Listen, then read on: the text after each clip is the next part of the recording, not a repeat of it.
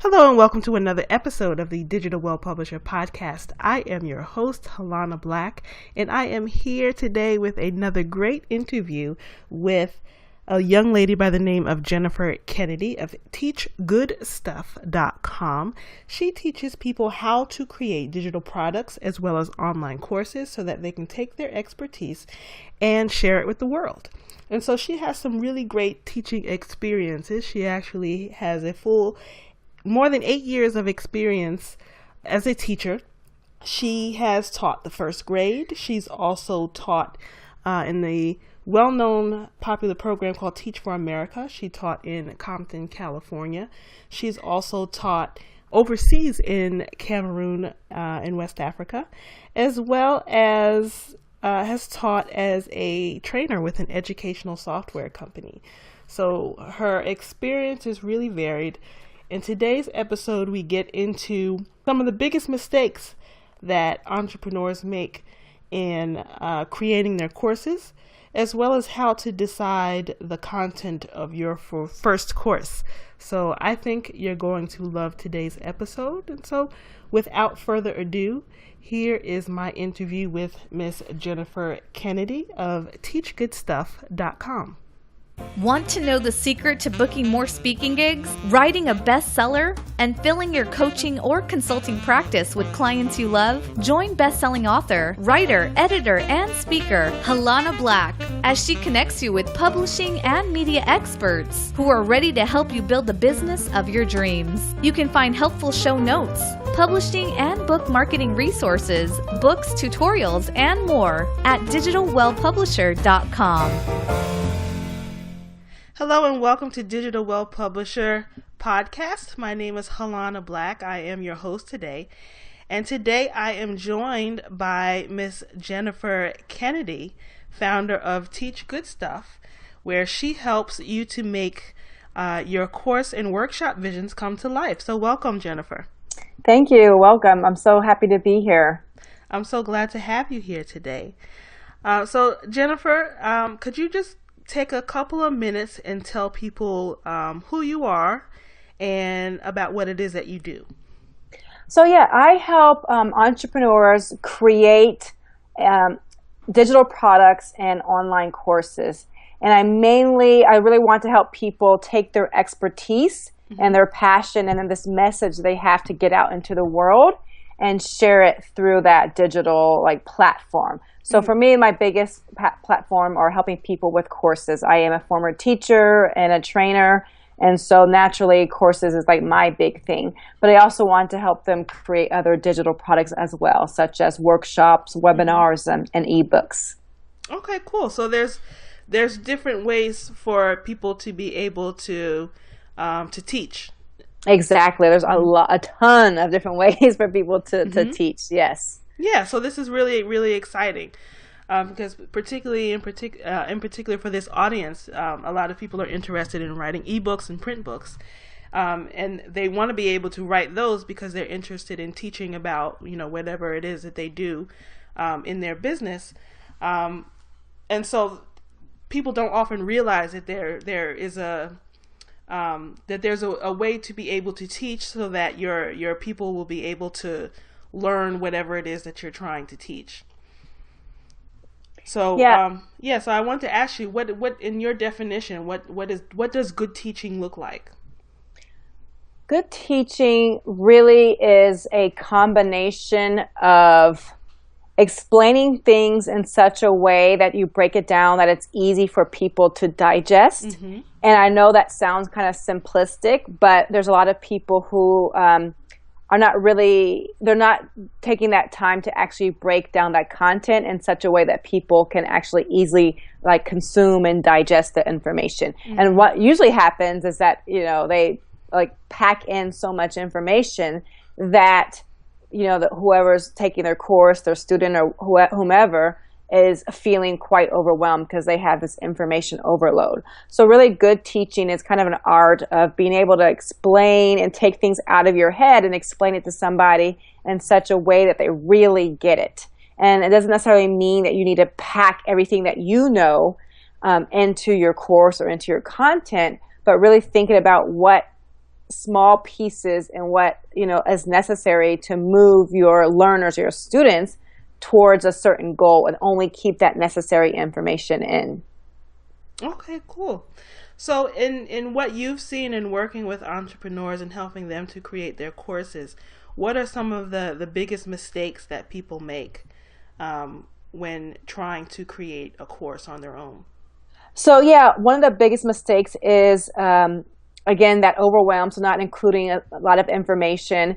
I really typically, I like to tell the story. Since I was a teacher, I actually taught first grade for a couple of years. And I used to have students who would take that Elmer's glue, the white Elmer's glue, and they would, when we do our art projects, they would just sit there and let it like drizzle over their entire page. And I used to not yell, but I used to, announce to the class, one dot, not a lot. And so I'd have them like actually dot the glue on their paper, and that really prevented, the glue from being all over the place. And so I really use that phrase in the course world as well. And I like to say one thought, not a lot. Mm-hmm. So really when it comes down to structuring and organizing also is, a big thing, making sure that when you're talking about a specific topic, it's only on that one thought and not everything else jumbled together with it.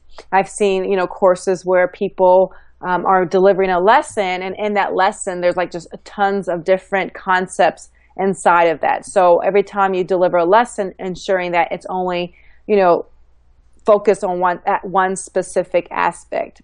Mm-hmm. One of the other things that I see is there's so much technology out there these days, like that it's really, really pretty simple, especially if you use maybe like a third-party platform to run and host your courses.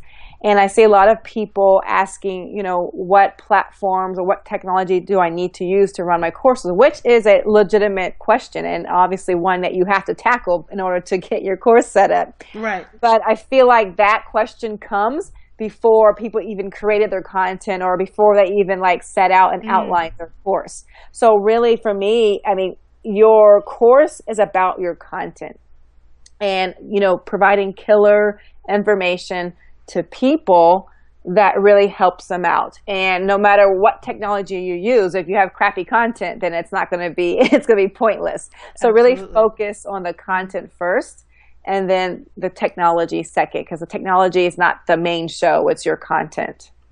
Right. So I get what you're saying, because a lot of people, I've seen people ask questions, well, should I use this particular piece of technology to use to teach my class? And that's just a bit premature. So you just want to think about, so just think about, go ahead. That's a loaded question too, because I know I'm not, there are a lot of people and we have our different opinions, and there's a lot of people who, obviously use one single plugin or one single platform, which is really cool.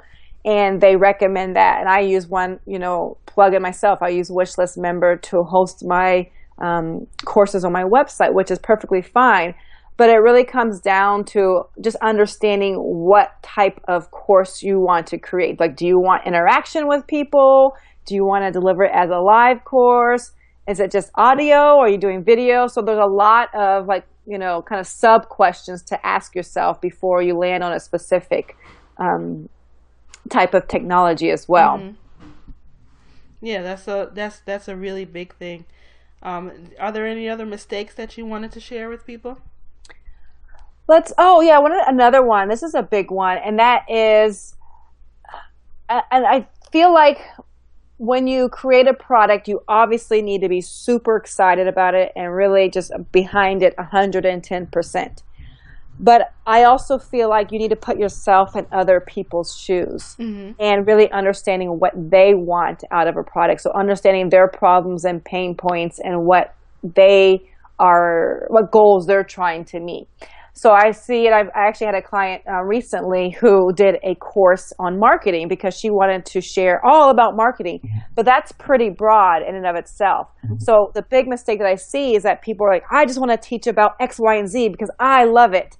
But that doesn't necessarily mean that other people are going to purchase that or want to actually join your course. So you really need to get out and, talk to your ideal customers, your ideal students, see what they're struggling with, see what their pain points are, see what kind of solution that you can provide for them. So it really is a match between what they want and what you're excited about teaching about.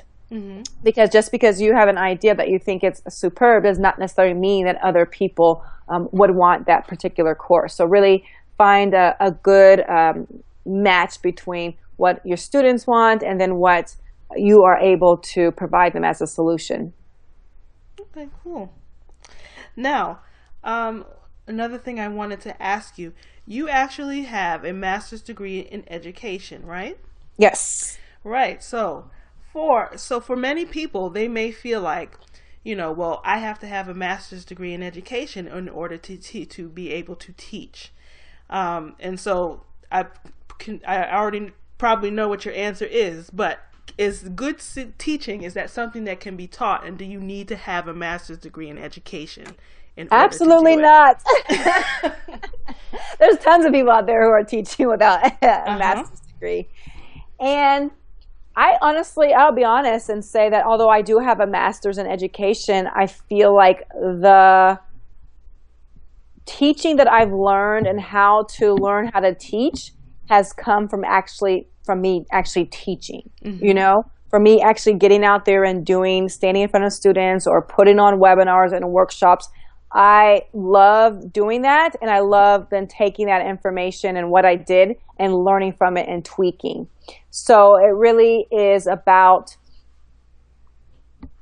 just understanding that you are a teacher. Mm-hmm. Whether or not you think of yourself as a teacher, you probably explain stuff to your spouse or to your wife or your child or what have you, and you might answer questions from your client. So that's kind of teaching at its very basic level. Mm-hmm.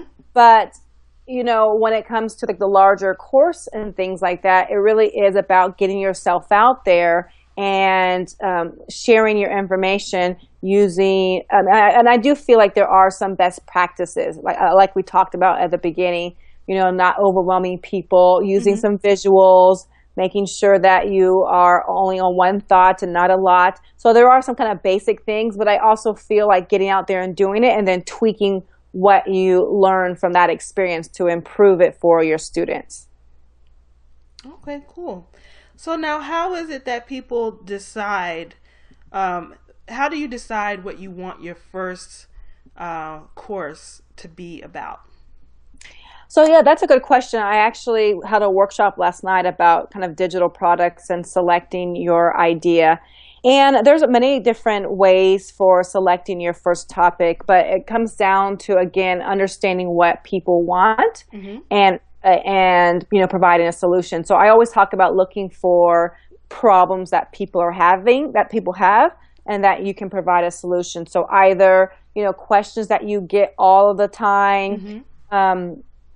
If you're a blogger, if you have a blog, some of your popular content, people are sharing problems in Facebook groups. Maybe you also have a workflow or a process that you like to teach.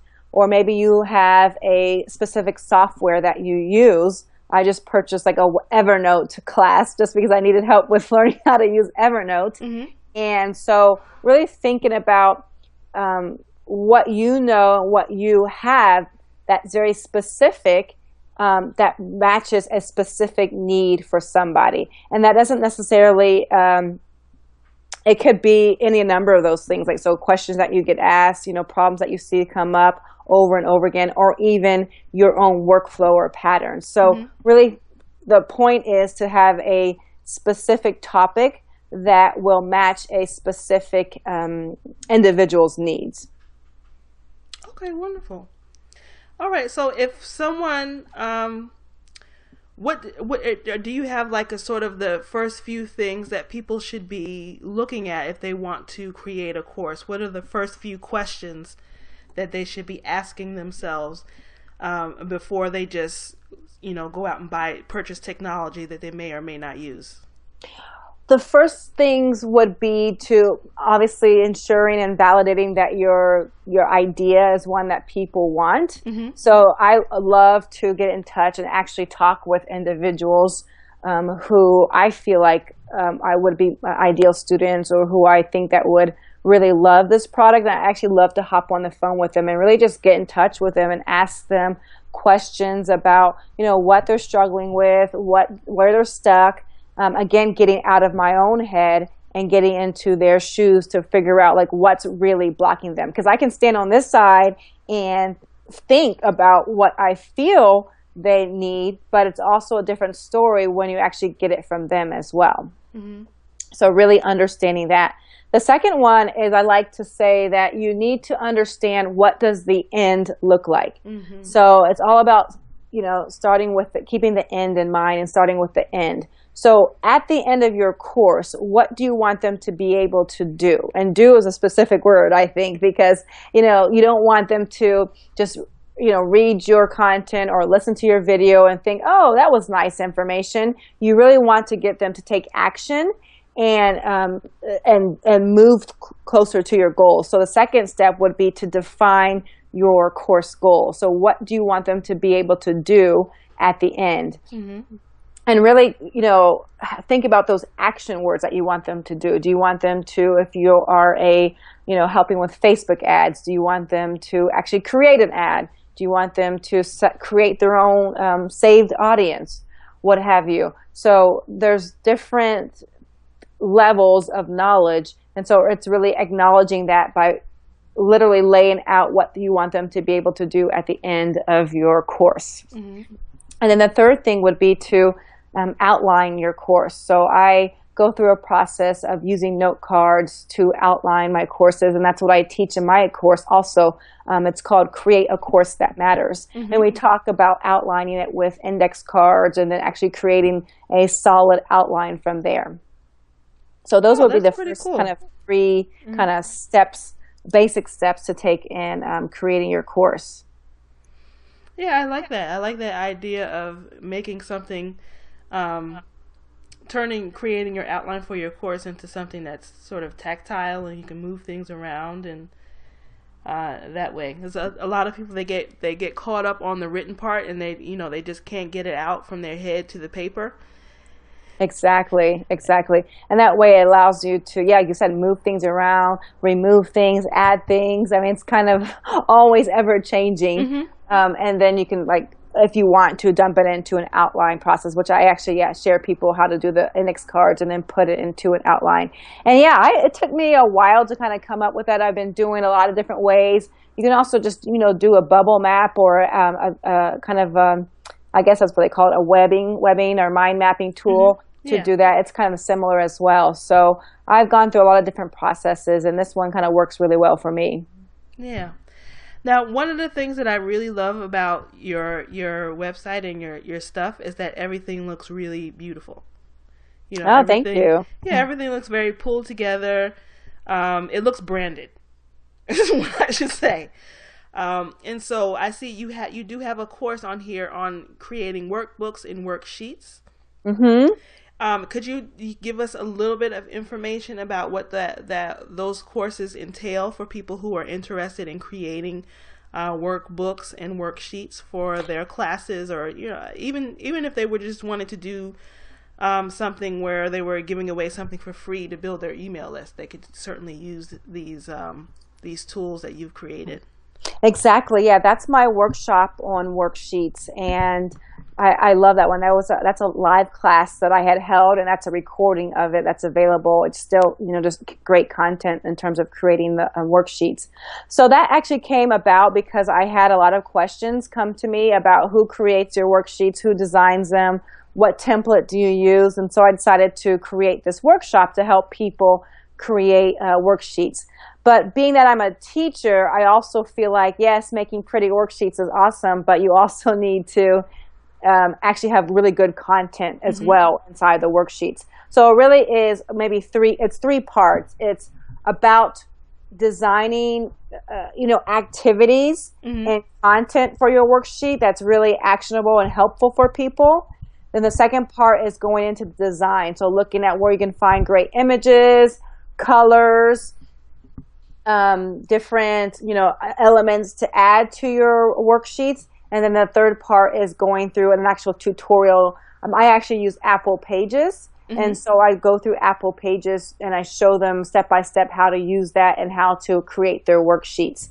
I have people who've asked me if you can do the same thing with Microsoft Word, and I say yes. I had a couple of students on there who, excuse me, who use Microsoft Word as well for that, although I specifically teach Apple. I'm just talking about bringing in images and using shapes, which Word has as well, to create your worksheets. So I go through those three elements for creating a worksheet. And I also say that to people, I honestly don't feel that I have very good design skills. And so we really talk about where you can get inspiration for your worksheets and how you can might not consider yourself, a design person, but you can still create beautiful things. Cool. All right. So those are 2 classes that they could purchase on your website. I think it's called the Ultimate Course Planning Workbook. Yep, it's Your Ultimate Course Planning Workbook, and that just covers the planning of your online course. The second one is the workshop on worksheets. I'm actually going to run that again on November 7th. So this round is going to be, I'm going to add some additional information, including how to create a 3D ebook cover, how to add your ebook to your website, as well as how to make it fillable, so how people can actually type into your workbook as well and save their typewritten information. So yeah. Oh, that's cool. So how would they be able to find more information on how to sign up for that class?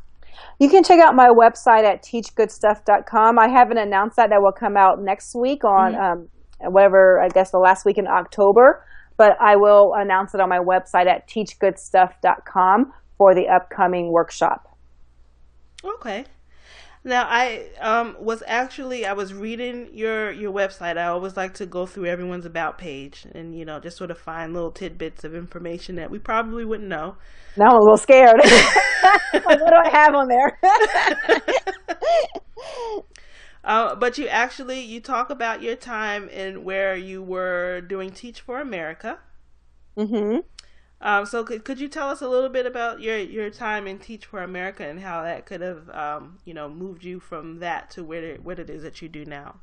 Oh yeah, I love talking about that story. I actually went to school and I got an undergrad degree in international studies, and I had a minor in Spanish. So I really was wanting to become like a diplomat or either a translator. I just had this vision of my life where I would just travel around the world and just like have a fabulous time living in these foreign countries and doing this type of job. I didn't find that type of job coming out of college, but Teach for America did come to my university. I went to Miami University of Ohio, not in Florida, but of Ohio. And I was really curious about that. And so I went through the process of interviewing. You had to do a practice lesson. And I just love putting together creative lessons and doing things like that. So it was a Spanish lesson that I taught them.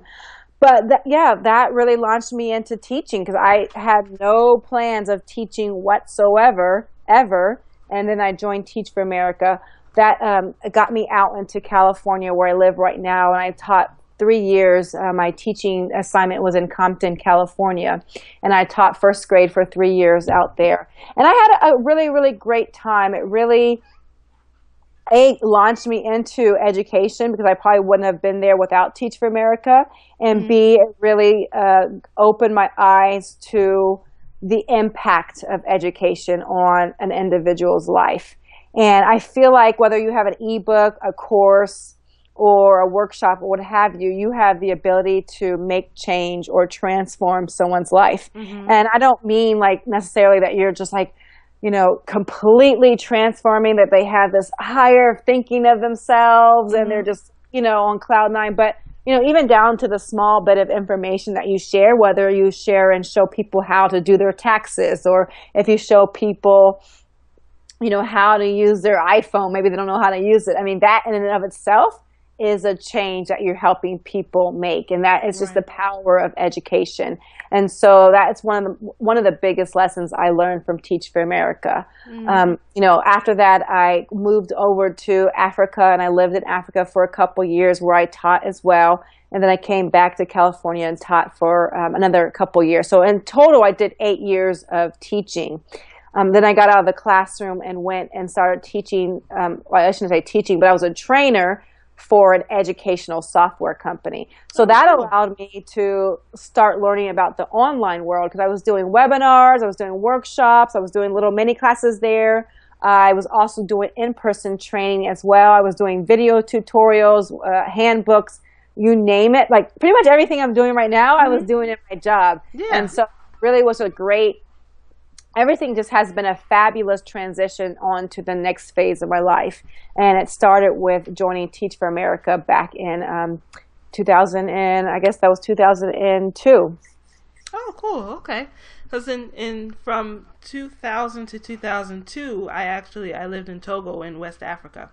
Oh, wow. I was a Peace Corps volunteer there. Okay. Yeah. I wasn't Peace Corps, but I ran into a couple of Peace Corps people, and we had totally different experiences. And I was like, oh, wow, that's interesting. That's amazing. That's cool. I love that. All right. Well, is there anything else that you wanted to share, either about yourself, your business, or anything else before we wrap up today's interview?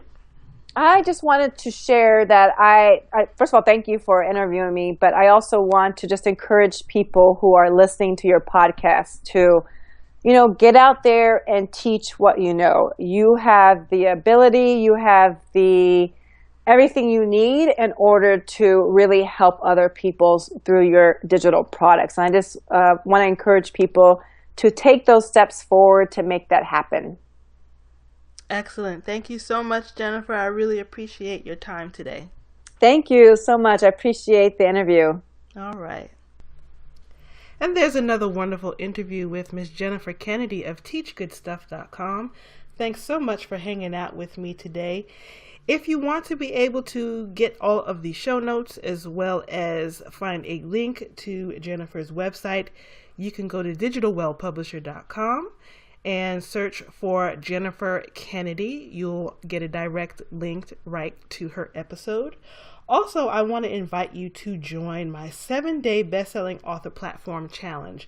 This is a free e-course where you'll get to learn all of the secrets that I know to selling more books. So we'll talk about some things like what's an author platform and why do you even need one? What's the one tool that will help you to sell more books anytime you want, as well as learn how to be able to get more readers to buy your products as well as your services. So those are just a few of the things that I can help you out with. This is a free resource. Again, you can find that at digitalwellpublisher.com. Until next time, keep writing.